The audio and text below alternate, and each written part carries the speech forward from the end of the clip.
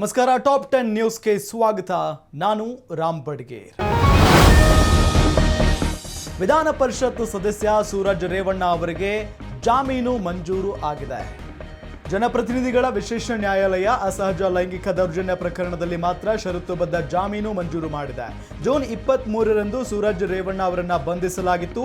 ಅರ್ಜಿದಾರರು ಇದೇ ರೀತಿಯ ತಪ್ಪನ್ನ ಮುಂದೆ ಮಾಡಬಾರದು. ಸಂತ್ರಸ್ತರನ್ನ ನೇರವಾಗಿಯೂ ಪರೋಕ್ಷವಾಗಿಯೂ ಭೇಟಿಯಾಗುವಂತಿಲ್ಲ. ಮುಂದಿನ 6 ತಿಂಗಳು ಅಥವಾ ಚಾರ್ಜ್ ಶೀಟ್ ಸಲ್ಲಿಕೆ ಆಗೋವರೆಗೂ ಹಾಜರಾತಿ ಹಾಕಬೇಕು ಅಂತ ಕೋರ್ಟ್ ಸೂರಜ್ ರೇವಣ್ಣಗೆ ಷರತ್ತುಬದ್ಧ ಜಾಮೀನು ನೀಡಿದೆ. ಸೂರಜ್ ರೇವಣ್ಣ ವಿರುದ್ಧ ಒಟ್ಟು 2 ಕೇಸ್ ದಾಖಲಾಗಿದೆ. ಸದ್ಯ ಒಂದು ಪ್ರಕರಣದಲ್ಲಿ ಮಾತ್ರ ಸೂರಜ್ಗೆ ಜಾಮೀನು ಸಿಕ್ಕಿದ್ದು, ಮತ್ತೊಂದು ಪ್ರಕರಣ ಬಾಕಿ ಇರುವ ಹಿನ್ನೆಲೆ ಜೈಲಿನಿಂದ ಬಿಡುಗಡೆ ಆಗೋದು ಬಹುತೇಕ ಅನುಮಾನವಾಗಿದೆ. ಜಾಮೀನು ಸಿಕ್ಕರೂ ಸೂರಜ್ ರೇವಣ್ಣಗೆ ಜೈಲೇ ಗತಿಯಾಗಿದೆ.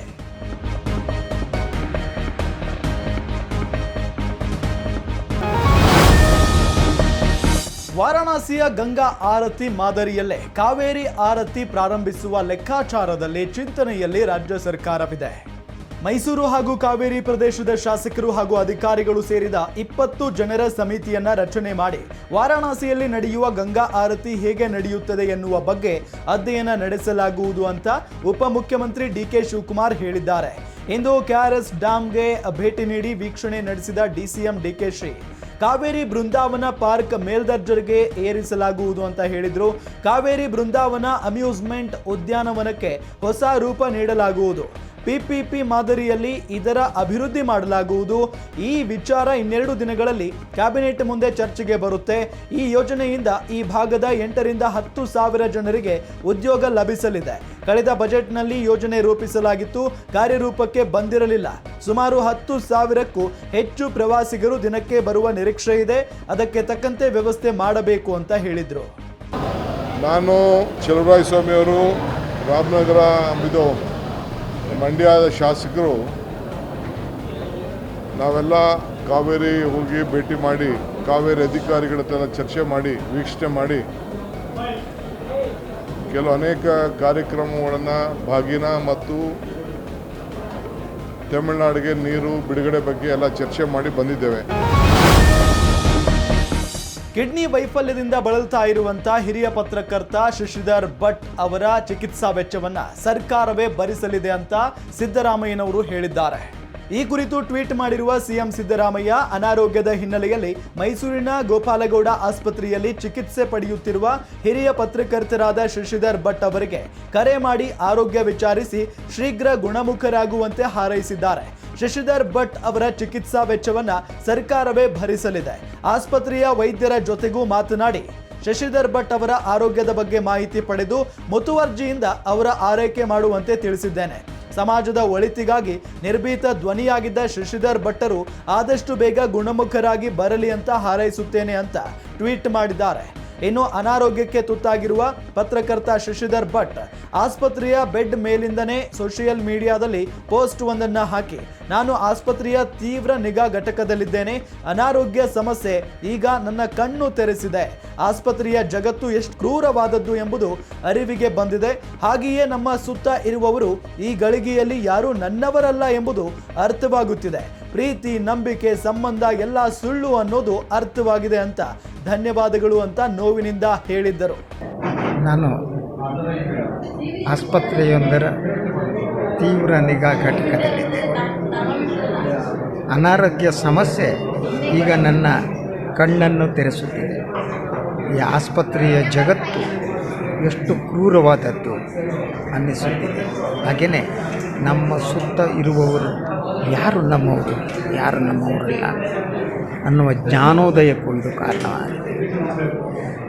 ಎಲ್ಲ ಪ್ರೀತಿ, ನಂಬಿಕೆ, ಸಂಬಂಧ ಇದೆಲ್ಲ ಸುಳ್ಳು ಎಂದು ಮಾತ್ರ ನಾನು ಹೇಳಬಲ್ಲೆ. ನಿಮ್ಮ ಶಶಿಧರ್ ಭಟ್. ವಾಲ್ಮೀಕಿ ಅಭಿವೃದ್ಧಿ ನಿಗಮದಲ್ಲಿ ನಡೆದಿರುವ ಬಹುಕೋಟಿ ಹಗರಣದ ವಿಚಾರಕ್ಕೆ ಸಂಬಂಧಪಟ್ಟಂತೆ ಮಾಜಿ ಸಚಿವ ನಾಗೇಂದ್ರ ಅವರನ್ನ ಮತ್ತೊಮ್ಮೆ ನ್ಯಾಯಾಲಯ ನ್ಯಾಯಾಂಗ ಬಂಧನಕ್ಕೆ ಒಪ್ಪಿಸಿದೆ. ಆಗಸ್ಟ್ 3ರವರೆಗೆ ನ್ಯಾಯಾಂಗ ಬಂಧನಕ್ಕೆ ನೀಡಿ ಜನಪ್ರತಿನಿಧಿಗಳ ವಿಶೇಷ ನ್ಯಾಯಾಲಯ ಆದೇಶವನ್ನ ಹೊರಡಿಸಿರುವುದು. ಪ್ರಕರಣಕ್ಕೆ ಸಂಬಂಧಪಟ್ಟಂತೆ ನಾಗೇಂದ್ರ ಅವರನ್ನ ಬಿಗಿ ಪೊಲೀಸ್ ಭದ್ರತೆಯಲ್ಲಿ ಶಾಸಕರು, ಸಂಸದರ ವಿರುದ್ಧ ಕ್ರಿಮಿನಲ್ ಪ್ರಕರಣಗಳ ವಿಚಾರಣೆಯ ವಿಶೇಷ ನ್ಯಾಯಾಲಯದ ನ್ಯಾಯಾಧೀಶ ಸಂತೋಷ್ ಗಜಾನನ್ ಭಟ್ ಅವರ ಮುಂದೆ ಬೆಳಗ್ಗೆ 11:30ಕ್ಕೆ ಹಾಜರುಪಡಿಸಲಾಯಿತು. ವಿಚಾರಣೆ ವೇಳೆ ಪ್ರಾಸಿಕ್ಯೂಷನ್ ಪರ ಹಾಜರಾದ ಇಡಿ ವಕೀಲ ಪಿ ಪ್ರಸನ್ನ ಕುಮಾರ್ ಅವರು ಪ್ರಕರಣದ ಮತ್ತೊಬ್ಬ ಆರೋಪಿಯಾಗಿ ಸದ್ಯ ನ್ಯಾಯಾಂಗ ಬಂಧನದಲ್ಲಿರುವ ಹೈದರಾಬಾದ್ನ ಸತ್ಯನಾರಾಯಣ್ ವರ್ಮಾ ಅವರನ್ನ ಬಾಡಿ ವಾರೆಂಟ್ ಮುಖಾಂತರ ವಶಕ್ಕೆ ನೀಡುವಂತೆ ಕೋರಿ ಅರ್ಜಿ ಸಲ್ಲಿಸಿದ್ರು. ಅರ್ಜಿಯನ್ನ ಮಾನ್ಯ ಮಾಡಿದ ನ್ಯಾಯಾಧೀಶರು ಆರೋಪಿ ಸತ್ಯನಾರಾಯಣ್ ವರ್ಮಾ ಅವರನ್ನ ನಾಳೆ ಕೋರ್ಟ್ಗೆ ಹಾಜರುಪಡಿಸುವಂತೆ ಆದೇಶ ಹೊರಡಿಸಿದ್ರು.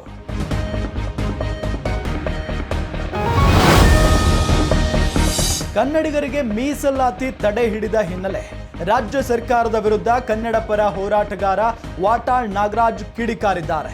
ಮೀಸಲಾತಿ ವಿಚಾರವಾಗಿ ಸರ್ಕಾರದ ನಡೆ ಖಂಡಿಸಿ ಇವತ್ತು ಬೆಂಗಳೂರಿನ ಮೈಸೂರು ಬ್ಯಾಂಕ್ ಸರ್ಕಲ್ನಲ್ಲಿ ವಾಟಾಳ್ ನಾಗರಾಜ್ ನೇತೃತ್ವದಲ್ಲಿ ಕನ್ನಡ ಒಕ್ಕೂಟದ ಕಾರ್ಯಕರ್ತರು ಪ್ರತಿಭಟನೆ ನಡೆಸಿದರು. ಸಿಎಂ ಸಿದ್ದರಾಮಯ್ಯ ಹಿಂಪಡೆದಿರುವ ಮೀಸಲಾತಿಯನ್ನ ಈ ಬಾರಿಯ ಅಧಿವೇಶನದಲ್ಲೇ ಮಂಡಿಸಬೇಕು ಅಂತ ಆಗ್ರಹಿಸಿದ್ರು. ಈ ವೇಳೆ ಪ್ರತಿಭಟನಾ ನಿರತ ಕಾರ್ಯಕರ್ತರನ್ನ ಪೊಲೀಸರು ವಶಕ್ಕೆ ಪಡೆದರು. ಈ ವೇಳೆ ಮಾತನಾಡಿದ ವಾಟಾಳ್ ನಾಗರಾಜ್, ಸರ್ಕಾರ ಮೀಸಲಾತಿ ಹಿಂಪಡೆದು ಕನ್ನಡಿಗರಿಗೆ ಅಪಮಾನ ಮಾಡಿದೆ. ಇದರ ವಿರುದ್ಧ ಕರ್ನಾಟಕ ಬಂದ್ ಮಾಡುತ್ತೇವೆ. ಜುಲೈ 25ಕ್ಕೆ ಕನ್ನಡ ಪರ ಸಂಘಟನೆಗಳು ಸಭೆ ನಡೆಸಿ ನಿರ್ಧಾರ ಕೈಗೊಳ್ಳಲಿದ್ದೇವೆ. ಮೀಸಲಾತಿ ನಿರ್ಧಾರ ಕೈಗೊಳ್ಳಲು ಸರ್ಕಾರಕ್ಕೆ ಜುಲೈ 28ರವರೆಗೆ ಡೆಡ್ ಲೈನ್ ನೀಡುತ್ತೇವೆ ಎಂದರು.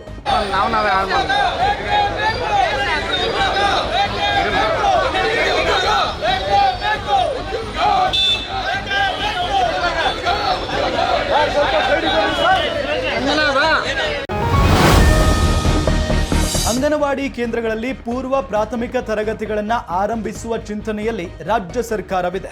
ದೇಶದಲ್ಲೇ ಮೊಟ್ಟ ಮೊದಲ ಬಾರಿಗೆ ರಾಜ್ಯದಲ್ಲಿ ಅಂಗನವಾಡಿ ಕೇಂದ್ರಗಳಲ್ಲಿ ಪೂರ್ವ ಪ್ರಾಥಮಿಕ ತರಗತಿಗಳನ್ನು ರಾಜ್ಯ ಸರ್ಕಾರವು ಮಹಿಳಾ ಮತ್ತು ಮಕ್ಕಳ ಅಭಿವೃದ್ಧಿ ಇಲಾಖೆಯ ಮುಖೇನ ಆರಂಭ ಮಾಡುತ್ತಿದ್ದು, ಇಂದು ಬೆಂಗಳೂರಿನ ಗೋವಿಂದರಾಜನಗರ ವಿಧಾನಸಭಾ ಕ್ಷೇತ್ರದ ವ್ಯಾಪ್ತಿಯಲ್ಲಿ ಕಾರ್ಯಕ್ರಮ ನಡೆಯಿತು. ಆ ಕಾರ್ಯಕ್ರಮದಲ್ಲಿ ಮಾನ್ಯ ಮಹಿಳಾ ಮತ್ತು ಮಕ್ಕಳ ಅಭಿವೃದ್ಧಿ ಇಲಾಖೆ ಸಚಿವರಾದ ಲಕ್ಷ್ಮೀ ಹೆಬ್ಬಾಳ್ಕರ್ ಅವರು ಪೂರ್ವ ಪ್ರಾಥಮಿಕ ಶಾಲೆಗಳಿಗೆ ಚಾಲನೆ ನೀಡಿದರು. ಈ ವೇಳೆ ಮಾತನಾಡಿದ ಸಚಿವೆ ಲಕ್ಷ್ಮೀ ಹೆಬ್ಬಾಳ್ಕರ್, ಹಂತ ಹಂತವಾಗಿ ಎಲ್ಲ ಅಂಗನವಾಡಿ ಕೇಂದ್ರಗಳಲ್ಲಿಯೂ ಪೂರ್ವ ಪ್ರಾಥಮಿಕ ಶಾಲೆ ಆರಂಭಿಸಲು ಆದೇಶಿಸಲಾಗಿದೆ. ಅದರಂತೆ ಪ್ರಾಯೋಗಿಕವಾಗಿ ಬೆಂಗಳೂರು ನಗರ ಜಿಲ್ಲೆಯಲ್ಲಿ 250 ಅಂಗನವಾಡಿ ಕೇಂದ್ರಗಳಲ್ಲಿ ಪೂರ್ವ ಪ್ರಾಥಮಿಕ ಶಾಲೆಗಳನ್ನು ಪ್ರಾರಂಭಿಸಲು ಉದ್ದೇಶಿಸಲಾಗಿದ್ದು, ಒಟ್ಟು 2441 ಮಕ್ಕಳು ಇದರ ಪ್ರಯೋಜನ ಪಡೆಯಲಿದ್ದಾರೆ ಅಂತ ಹೇಳಿದ್ದಾರೆ. LKG UKG ಏನು ಇರುತ್ತೆ, ಈಗ ಸದ್ಯಕ್ಕೆ ಏನು ಪ್ರಸ್ತುತ ಇದೆಯೋ ಅದೇ ಸಿಲೆಬಸ್ ಇರುತ್ತೆ. ಏನು RTEನಲ್ಲಿ ಏನು ಸಿಲೆಬಸ್ ಇದೆಯೋ ಅದೇ ಸಿಲೆಬಸ್ ಇದೆ. 2 ವರ್ಷ ಸುಮಾರು ಇವತ್ತೇನು ನಾವು ಪ್ರಾರಂಭ ಮಾಡಿದ್ದೀವಿ ಬೆಂಗಳೂರು ನಗರದಲ್ಲಿ 250 ಅಂಗನವಾಡಿಗಳನ್ನು ಗೌರ್ಮೆಂಟ್ ಮಾಂಟಿಸರಿ ಅಂತ ಮಾಡ್ತಾ ಇದ್ದೀವಿ. ಅದರಲ್ಲಿ ಸುಮಾರು 2,000 ರಿಂದ 2,500 ಮಕ್ಕಳು ಆಲ್ರೆಡಿ ಇದ್ದಾರೆ. ಸೊ ಅವರೇ ಅದನ್ನು ಕಂಟಿನ್ಯೂ. ನೀಟ್ ಪದವಿ ಪೂರ್ವ ಪ್ರಶ್ನೆ ಪತ್ರಿಕೆ ಸೋರಿಕೆ ಕುರಿತು ಬಜೆಟ್ ಅಧಿವೇಶನದಲ್ಲಿ ಸರ್ಕಾರದ ವಿರುದ್ಧ ವಿಪಕ್ಷಗಳು ಕೆಂಡ ಕಾರಿದ್ದಾವೆ. ಶಿಕ್ಷಣ ಸಚಿವ ಧರ್ಮೇಂದ್ರ ಪ್ರಧಾನ್ ರಾಜೀನಾಮೆ ನೀಡಬೇಕು ಅಂತ ಒತ್ತಾಯಿಸಿದ್ವು. ಲೋಕಸಭೆಯ ವಿಪಕ್ಷದ ನಾಯಕ ರಾಹುಲ್ ಗಾಂಧಿ ಅವರು ಈ ವಿಷಯದ ಬಗ್ಗೆ ಕೇಂದ್ರ ಸಚಿವರ ತಿಳುವಳಿಕೆಯನ್ನ ಪ್ರಶ್ನೆ ಮಾಡಿದ್ರು. ನೀಟ್ ಮಾತ್ರವಲ್ಲದೆ ಎಲ್ಲ ಪ್ರಮುಖ ಪರೀಕ್ಷೆಗಳಲ್ಲಿ ನಮ್ಮ ಪರೀಕ್ಷಾ ವ್ಯವಸ್ಥೆಯಲ್ಲಿ ಬಹಳ ಗಂಭೀರವಾದ ಸಮಸ್ಯೆ ಇದೆ ಅನ್ನೋದು ಇಡೀ ದೇಶಕ್ಕೆ ಸ್ಪಷ್ಟವಾಗಿದೆ. ಸಚಿವರು ತಮ್ಮನ್ನ ಹೊರತುಪಡಿಸಿ ಎಲ್ಲರನ್ನೂ ದೂಷಿಸಿದ್ದಾರೆ. ಇಲ್ಲಿ ಏನಾಗುತ್ತಿದೆ ಅನ್ನೋದನ್ನ ಅವರು ಅರ್ಥ ಮಾಡಿಕೊಂಡಿದ್ದಾರೆ ಅಂತ ನಾನು ಭಾವಿಸುತ್ತಿಲ್ಲ ಎಂದು ರಾಹುಲ್ ಹೇಳಿದ್ರು. ನೀಟ್ ಒಂದು ವ್ಯವಸ್ಥಿತ ಸಮಸ್ಯೆಯಾಗಿದೆ. ಈ ಸಮಸ್ಯೆಯನ್ನ ಸರಿಪಡಿಸಲು ನೀವು ನಿಖರವಾಗಿ ಏನು ಮಾಡುತ್ತಿದ್ದೀರಿ ಅಂತ ರಾಹುಲ್ ಕೇಳಿದ್ದಾರೆ. ಇದಕ್ಕೆ ಪ್ರತಿಕ್ರಿಯಿಸಿದ ಶಿಕ್ಷಣ ಸಚಿವ ಧರ್ಮೇಂದ್ರ ಪ್ರಧಾನ್, ಕೇವಲ ಕೂಗಿದ ಮಾತ್ರಕ್ಕೆ ಸುಳ್ಳು ಸತ್ಯ ಆಗೋದಿಲ್ಲ.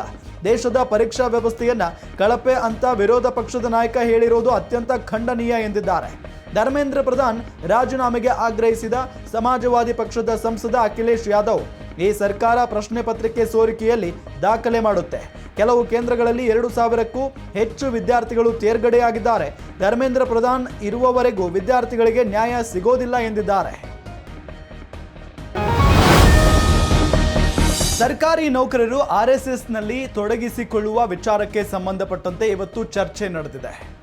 ದಶಕಗಳ ಹಿಂದೆ ಜಾರಿಗೊಳಿಸಲಾಗಿದ್ದ ನಿಷೇಧವನ್ನ ಪ್ರಧಾನಿ ನರೇಂದ್ರ ಮೋದಿ ನೇತೃತ್ವದ ಕೇಂದ್ರ ಸರ್ಕಾರ ವಾಪಸ್ ಪಡೆದಿದೆ. 1966ರಲ್ಲಿ ಸರ್ಕಾರಿ ನೌಕರರು ಆರ್ಎಸ್ಎಸ್ನಲ್ಲಿ ತೊಡಗಿಸಿಕೊಳ್ಳುವುದಕ್ಕೆ ನಿಷೇಧ ವಿಧಿಸಲಾಗಿತ್ತು. ಜುಲೈ 9ರಂದು ಸಿಬ್ಬಂದಿ ಮತ್ತು ತರಬೇತಿ ಇಲಾಖೆ ಈ ನಿಷೇಧವನ್ನು ಹಿಂಪಡೆದಿದ್ದು, ಇನ್ನು ಮುಂದಿನ ದಿನಗಳಲ್ಲಿ ಸರ್ಕಾರಿ ನೌಕರರು ಆರ್ಎಸ್ಎಸ್ ಚಟುವಟಿಕೆಗಳಲ್ಲಿ ತೊಡಗಿಸಿಕೊಳ್ಳಬಹುದಾಗಿದೆ. ಸರ್ಕಾರಿ ನೌಕರರ ಮೇಲಿದ್ದ ನಿಷೇಧ ತೆಗೆದು ಹಾಕಿರುವುದನ್ನು ಆರ್ಎಸ್ಎಸ್ ಸ್ವಾಗತಿಸಿದೆ. ಇದು ದೇಶದ ಪ್ರಜಾತಾಂತ್ರಿಕ ವ್ಯವಸ್ಥೆಯನ್ನ ಬಲಪಡಿಸುತ್ತದೆ ಅಂತ ಆರ್ಎಸ್ಎಸ್ ಹೇಳಿದೆ. ಇನ್ನು ಈ ಬಗ್ಗೆ ಕಾಂಗ್ರೆಸ್ ವಾಗ್ದಾಳಿ ನಡೆಸಿದ್ದು, ಪ್ರಧಾನಿ ಮೋದಿ ಸೈದ್ಧಾಂತಿಕ ನೆಲೆಗಟ್ಟಿನಲ್ಲಿ ಸರ್ಕಾರಿ ನೌಕರರನ್ನ ರಾಜಕೀಯಗೊಳಿಸಲು ಬಯಸುತ್ತಿದ್ದಾರೆ ಅಂತ ಆರೋಪಿಸಿದೆ. ಈ ಸಂಬಂಧ ಎಕ್ಸ್ನಲ್ಲಿ ಪೋಸ್ಟ್ ಹಂಚಿಕೊಂಡಿರುವ ಎಐಸಿಸಿ ಅಧ್ಯಕ್ಷ ಮಲ್ಲಿಕಾರ್ಜುನ ಖರ್ಗೆ 1947ರಲ್ಲಿ ಭಾರತವು ತ್ರಿವರ್ಣ ಧ್ವಜವನ್ನ ಅಳವಡಿಸಿಕೊಂಡಿತ್ತು. ಆದರೆ ಆರ್ಎಸ್ಎಸ್ ಇದನ್ನ ವಿರೋಧಿಸಿತ್ತು. ಆರ್ಎಸ್ಎಸ್ನ ಈ ಧೋರಣೆಯನ್ನ ಖಂಡಿಸಿದ್ದ ಸರ್ದಾರ್ ವಲ್ಲಭಾಯ್ ಪಟೇಲ್ ಸಂಘಕ್ಕೆ ಎಚ್ಚರಿಕೆ ನೀಡಿದ್ರು. ಗಾಂಧೀಜಿ ಹತ್ಯೆಯ ಬಳಿಕ ಸರ್ದಾರ್ ವಲ್ಲಭಾಯಿ ಪಟೇಲ್ ಅವರು ಆರ್ಎಸ್ಎಸ್ ಅನ್ನ ನಿಷೇಧಿಸಿದ್ರು. 1966ರಲ್ಲಿ ಆರ್ಎಸ್ಎಸ್ ಚಟುವಟಿಕೆಗಳಲ್ಲಿ ಸರ್ಕಾರಿ ನೌಕರರು ಭಾಗವಹಿಸುವುದನ್ನು ನಿಷೇಧಿಸಿದ್ರು. 58 ವರ್ಷಗಳ ಬಳಿಕ ಮೋದಿ ಅವರು ನಿಷೇಧವನ್ನು ತೆರವುಗೊಳಿಸುತ್ತಿರೋದು ಸೂಕ್ತವಾದದ್ದಲ್ಲ ಅಂತ ಆಕ್ರೋಶ ವ್ಯಕ್ತಪಡಿಸಿದ್ದಾರೆ.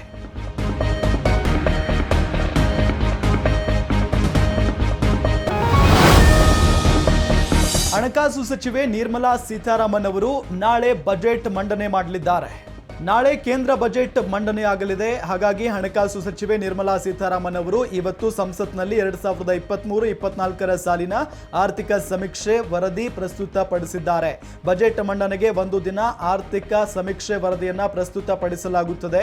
ಇದು ಬಜೆಟ್ನ ಪೂರ್ವಭಾವಿ ಆರ್ಥಿಕ ಅವಲೋಕನದ ದಾಖಲೆಯಾಗಿರುತ್ತೆ. ದೇಶದ ಒಟ್ಟಾರೆ ಆರ್ಥಿಕ ಚಿತ್ರಣ ಹೇಗಿದೆ ಅನ್ನೋದನ್ನ ಈ ಸಮೀಕ್ಷೆ ಸುಳಿವು ನೀಡುತ್ತದೆ. ಸಿಇಒ ವಿ ಅನಂತ ನಾಗೇಶ್ವರನ್ ನೇತೃತ್ವದಲ್ಲಿ ತಯಾರಾಗಿರುವ ಆರ್ಥಿಕ ಸಮೀಕ್ಷೆಯು 2024-25 ಭಾರತದ ಜಿಡಿಪಿ ಶೇಕಡ 6.5ರಿಂದ 7ರಷ್ಟು ವೃದ್ಧಿಸಬಹುದು ಅಂತ ಅಂದಾಜಿಸಲಾಗಿದೆ. ಜಾಗತಿಕ ರಾಜಕೀಯ ಸವಾಲುಗಳ ನಡುವೆಯೂ ಭಾರತದ ಆರ್ಥಿಕತೆ ಉತ್ತಮವಾಗಿದೆ. ಕೋವಿಡ್ನಿಂದ ಬಿದ್ದಿದ್ದ ಆರ್ಥಿಕತೆ ಈಗ ಬಹಳಷ್ಟು ಚೇತರಿಸಿಕೊಂಡಿದೆ. ಹಣಕಾಸು ಸ್ಥಿರತೆ ಸ್ಥಾಪನೆಯಾಗಿದೆ ಅಂತ ಹೇಳಿರುವ ಈ ಸಮೀಕ್ಷೆ ಹೇಳಿರೋದು. ಆರ್ಥಿಕ ಸಮೀಕ್ಷೆಯ ವರದಿ ಪ್ರಸ್ತುತಪಡಿಸಿದ ಹಣಕಾಸು ಸಚಿವೆ ನಿರ್ಮಲಾ ಸೀತಾರಾಮನ್ ದೇಶದಲ್ಲಿ ಸುಲಭ ವ್ಯಾಪಾರಕ್ಕೆ ಅನುಕೂಲವಾಗಲು ಬಹಳಷ್ಟು ಕ್ರಮಗಳನ್ನು ಕೈಗೊಂಡಿರುವುದಾಗಿ ತಿಳಿಸಿದ್ದಾರೆ. 63 ಕೃತ್ಯಗಳನ್ನು ಅಪರಾಧ ಪಟ್ಟಿಯಿಂದ ಕೈಬಿಡಲಾಗಿದೆ. ಇದರಿಂದಾಗಿ ಕಂಪನಿಗಳು ಹೆಚ್ಚು ಕಾನೂನು ಚಿಂತೆ ಇಲ್ಲದೆ ತಮ್ಮ ಉದ್ಯಮದ ಮೇಲೆ ಗಮನ ಕೊಡಲು ಸಾಧ್ಯವಾಗುತ್ತೆ. ಸೆಂಟ್ರಲ್ ಪ್ರೊಸೆಸಿಂಗ್ ಸಿಸ್ಟಮ್ ಅನ್ನು ಸ್ಥಾಪಿಸಲಾಗಿದೆ ಅಂತ ಸಚಿವೆ ವಿವರಿಸಿದ್ದಾರೆ.